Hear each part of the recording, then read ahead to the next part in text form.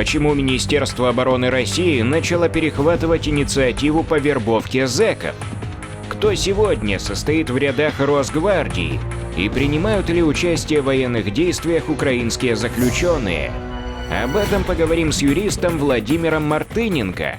На минувшей неделе появилась информация в СМИ о том, что Росгвардия набирает добровольцев из состава бывшего Вагнера.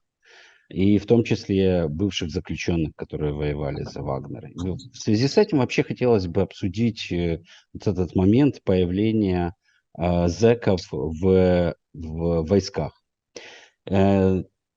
Вообще, откуда появляется такая идея, что дает привлечение зэков к службе в армии, к участию в боевых действиях?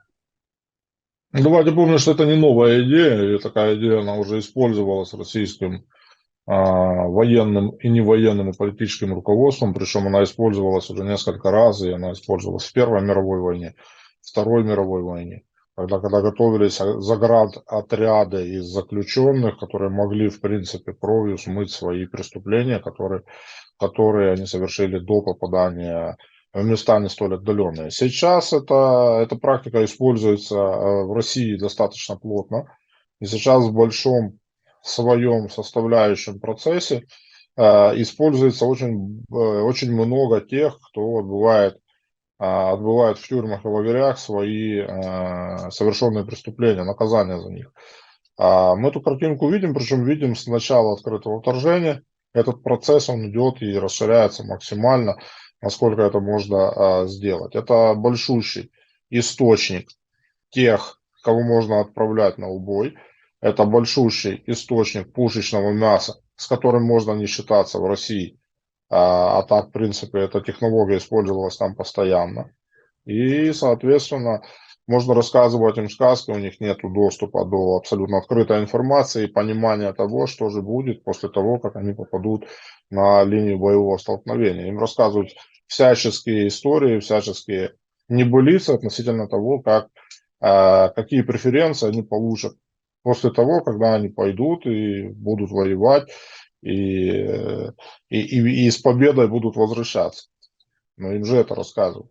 Поэтому вот эти больше 500 тысяч заключенных на территории Российской Федерации, в российских тюрьмах, это большой источник для того, чтобы этот источник использовать дальше, пополняя им те подразделения, которые отправляют непонятно для чего, непонятно зачем и так далее. С другой стороны, с психологической стороны этой медали, мы понимаем прекрасно, что эти люди уже вышли за рамки действия закона, они уже нарушили закон, и, соответственно, там есть те, которые сидят по тяжелым статьям, им не нужно рассказывать, что такое убийство, что такое преступление, и тут только видоизменить, это были военные преступления или не военные.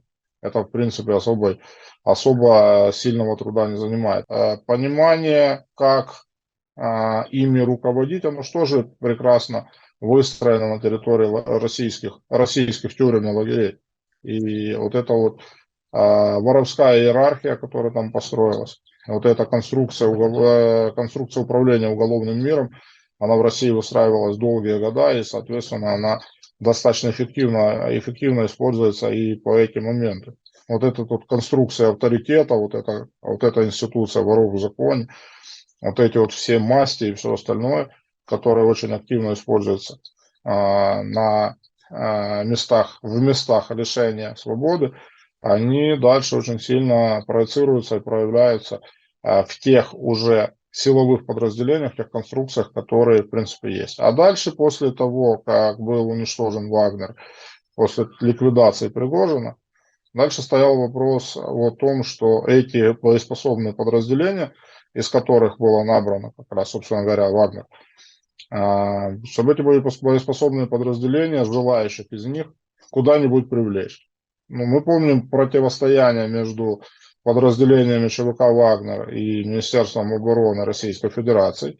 Мы прекрасно помним вот эти все вопросы относительно Шойгу, относительно Герасимова, относительно всех тех, кто есть руководителями военного ведомства российской армии. И, соответственно, при этом мы понимаем, что Росгвардия не входит в структуру Министерства обороны Российской Федерации. Видимо, поэтому поднялся вопрос и используется технология заведения желающих из этих подразделений под конструкцию того, с кем они не имели конфликтов во время так называемых их боевых операций. И, видимо, поэтому очень сильно и активно сейчас пытаются использовать технологию привлечения их в Росгвардию. Вот вы сказали, да, что вот эти все масти, иерархия воровская, она переносится в военную среду. Каким образом это происходит? Ведь потому что какие сведения до нас доходят, да, стараются не перемешивать зэков с мобилизованными, например. Но, вероятно, все-таки контакт между ними какой-то происходит. Контакты происходят обязательно, но мы при этом понимаем и наблюдаем картинку, когда вот эти вот подразделения из зэков, они отдельно, они отделены, они не перемешиваются с мобилизованными теми, кого мобилизовали по территории Российской Федерации, не в лагерях. Почему они пересекаются? Потому что конструкция воровской иерархии, она будет подразумевать в себе, давайте так это назовем, выстраивание определенных отношений с теми так называемыми гражданскими, которых мобилизировали, с теми мирными вне зоны российских лагерей гражданами, которых мобилизовали дальше в армию, которые стали потом российским пушечным мясом.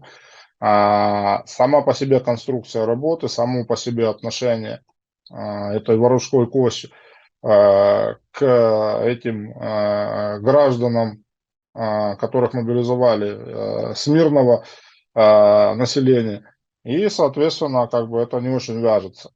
И оно не совсем ложится в конструкцию воровской иерархии, и, конечно же, при этом это использоваться не может. А вот сама по себе конструкция управляемость подразделений зэков, она подразумевает в себе очень четкие переносы всех тех правил жизни, которые существуют в местах не столь отдаленных, с пониманиями масти, с пониманиями того, кто управляет процессом, кто выполняет задачи, с пониманием опущенных, с пониманием блатных, со всеми конструкциями, которые только могут быть. Вот они используются абсолютно полностью в российских вооруженных подразделениях.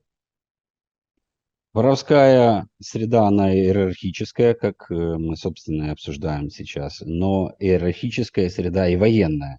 Почему вот, когда эти две системы сталкиваются, зэковская система преобладает? Зэковская система, она более жесткая, она более четкая, с более жесткими правилами существования внутри себя. И поэтому эта среда, она более приспособленная к выполнению задач в тяжелых условиях.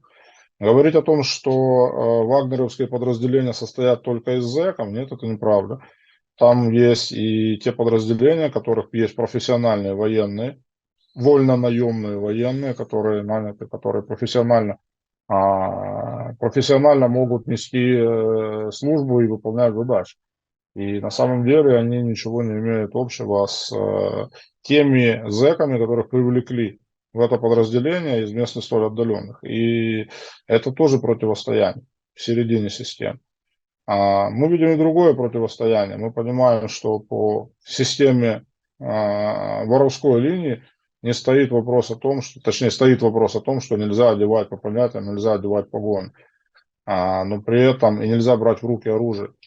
Но при этом они получали добро от уголовных авторитетов, которые давали им добро заниматься всем тем, чем они занимаются. И, соответственно, с точки зрения, с точки понимания той старой уставленной воровской системы, это нарушение их канонов и правил, и, соответственно, их и там не очень сильно воспринимают. Но, с другой стороны, все те, кто в погонах, то есть и военнослужащие, и росгвардейцы, и все остальные, это есть те, кто противостоит системе. системе, я имею в виду, если мы берем понимание без учета войны, без учета ликвидации этих подразделений на поле боя, то это две противостоящие системы в середине Российской Федерации. И это нужно тоже учитывать, нужно понимать этот психологический факт. Вот вы сказали, что воровские авторитеты давали добро на участие зэков в боевых действиях, на то, чтобы они брали в руки оружие и становились комбатантами. На ваш взгляд, почему так произошло? Почему, несмотря на то, что там десятилетиями или если не столетиями сложенная система воровских понятий, когда недопустимо было сотрудничать с официальными властями, тем более силовиками, сейчас происходит вот такой симбиоз? Я вам скажу, что на самом деле сама по себе воровская система, она выстраивалась еще в моменты ГУЛАГа, она выстраивалась еще когда государственной машиной НКВД, дальше КГБ, для управления в лагерях, как раз для управления зэками. То есть это из самой истории. И институция, система, конструкция воров в законе, она работала абсолютно полностью под Федеральной службой безопасности. И это подтвержденный факт. И, соответственно, понимание влияния Федеральной службы безопасности на воровскую конструкцию, оно прослеживается абсолютно четко, абсолютно полностью везде. И при этом всем тут не идет речь о новом каком-то явлении, которого не было до этого. Просто для дальше, для более простого обывателя, который не совсем понимает, как это работает, для них, да, это стало новостью. Для них стало новостью, что система воров в законе поддержала власть, поддержала силовиков и дала добро на использование зэками оружия. И да, это выход за нормы и правила, это выход за понятия. И при этом это для них было удивление, но для них была очень важна поддержка со стороны воровского общества. И если его можно так называть. И, соответственно, как бы это добро, оно им очень сильно добавляло мотивации в их действиях, тех, которых они совершали.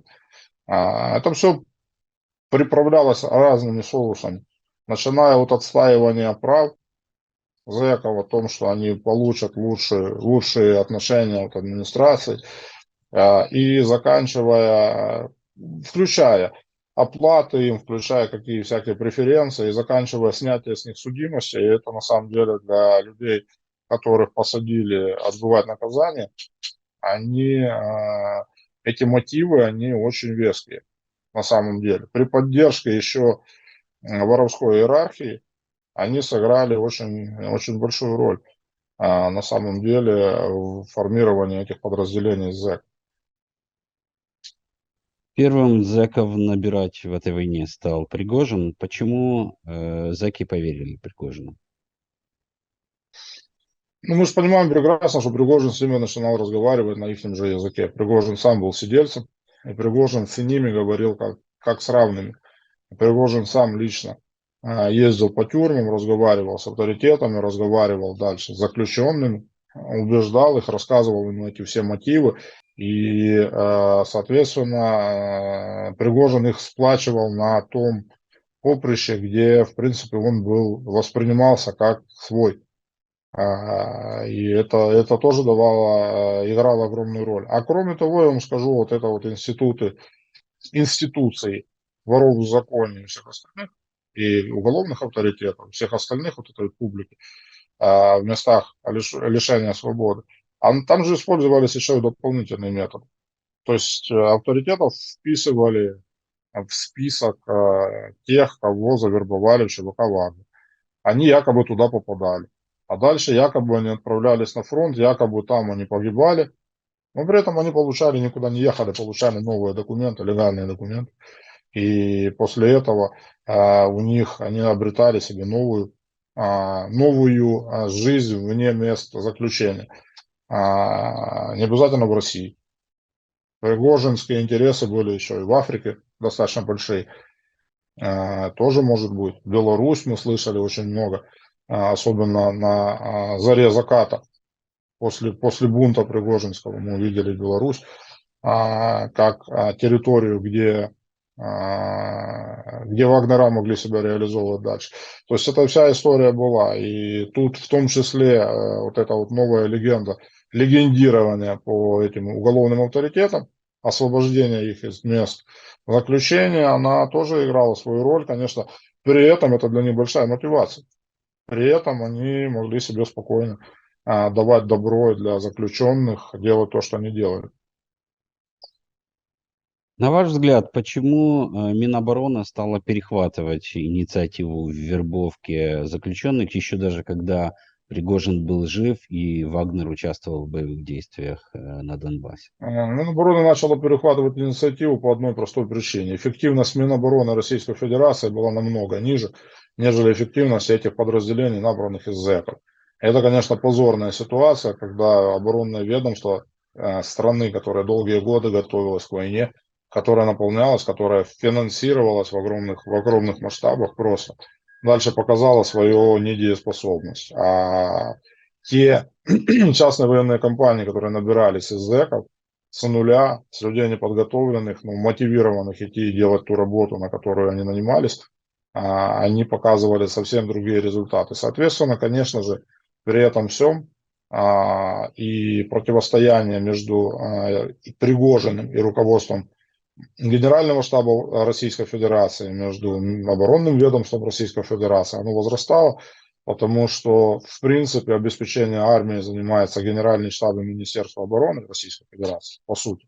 Поэтому Пригожин задавал вопросы относительно того, куда и как используется и вооружение, и задавал вопросы относительно уничтожения его подразделений, которые были преданы ему, которые были у него в структуре, относительно уничтожения его подразделений, бросания их в самые горячие точки на утилизацию, и поднимался вопрос о наличии снарядов. Мы помним это очень сильно, очень активно. Соответственно, эти противостояния они были постоянны. И Министерство обороны Российской Федерации, конечно, для себя не могло воспринимать, учитывая, что частные военные компании в России запрещены.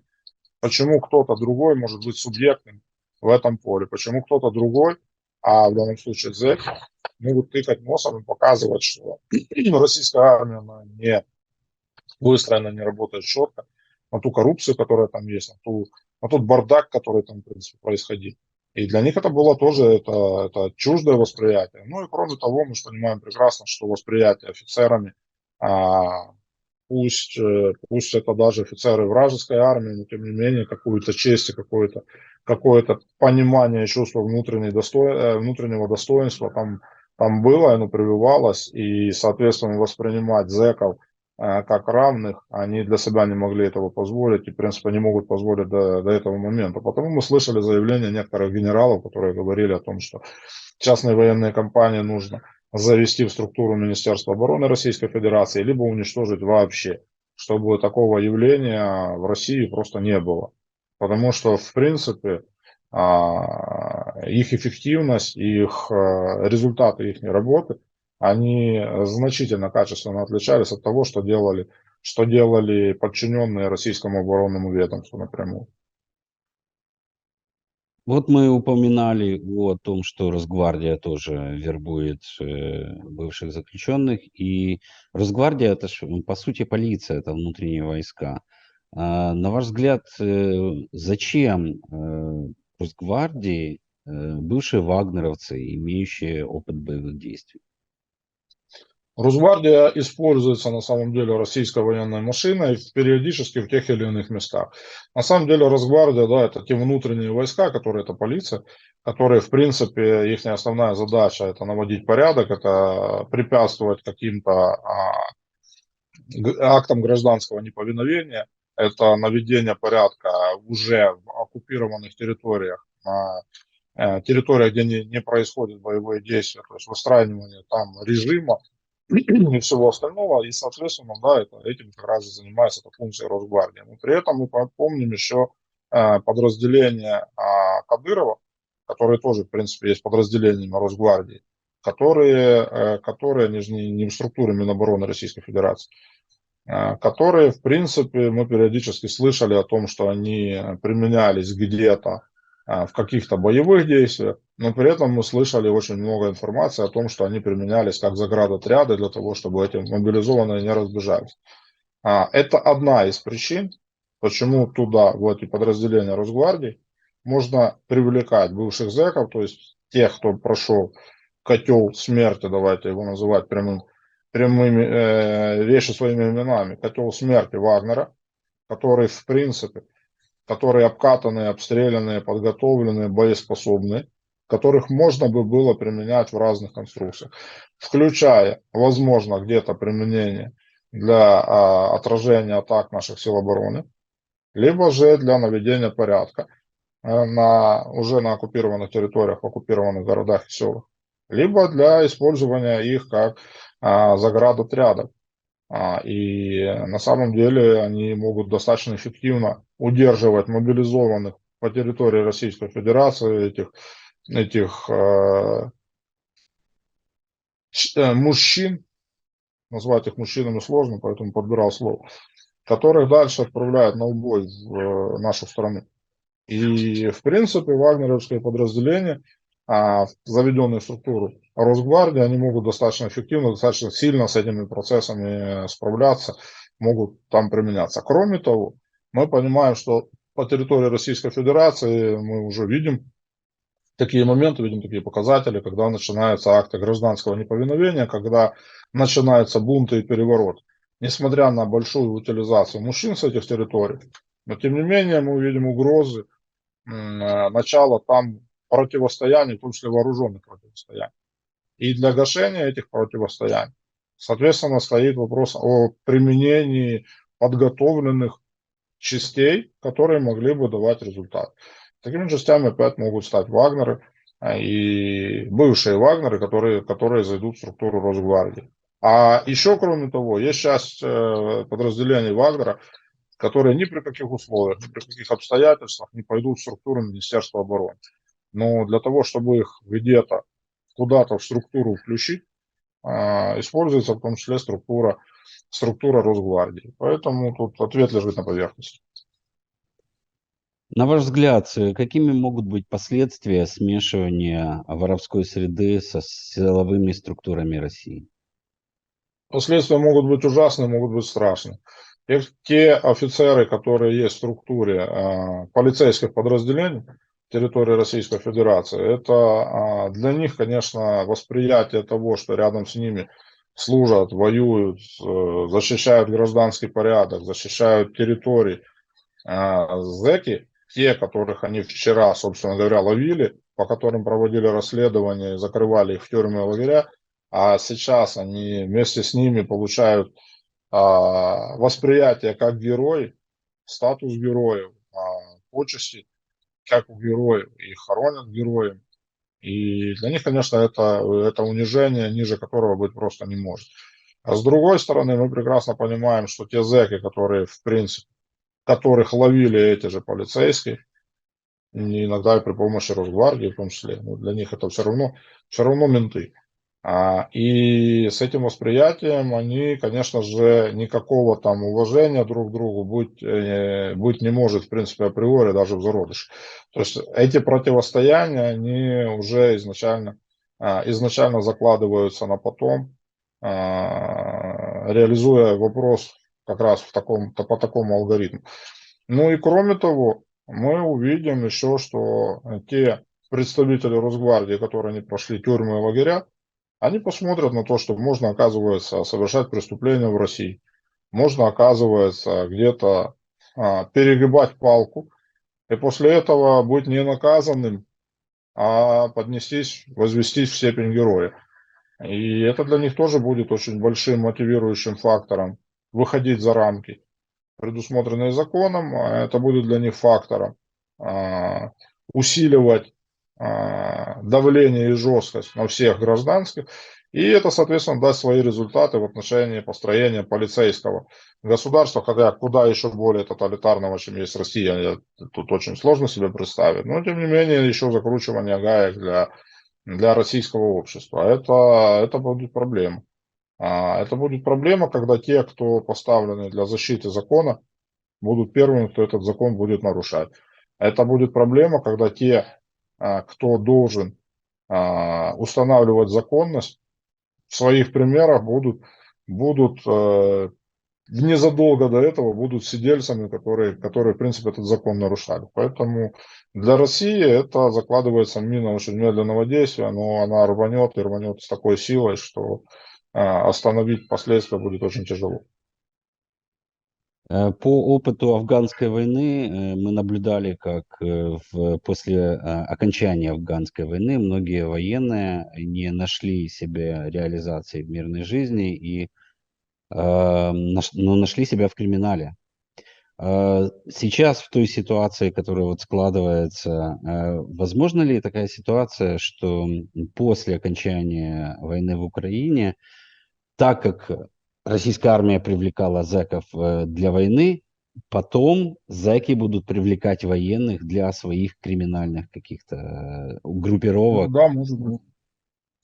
Да, может быть, это будут очень сплоченные группы, причем которые сплоченные кровью, которые сплоченные прохождением боевых действий, которые будут сплоченные смертью их товарищей, и это будет очень, очень сильным объединяющим фактором. Но, на мой взгляд, Россию охватит внутреннее противостояние, и Россию охватит гражданская война. Та война, которая, в принципе, ликвидирует и уничтожит большинство тех, кто имел отношение вообще к войне в Украине со стороны Российской Федерации. Почему? Потому что очень много подразделений подготовленных, насыщенных оружием, тех подразделений, которые будут готовы выполнять любые задачи, они прошли смерть, они прошли ад, давайте называть это прямо, и те, которым посчастливилось выжить, они будут иметь у себя за плечами колоссальный опыт выживания.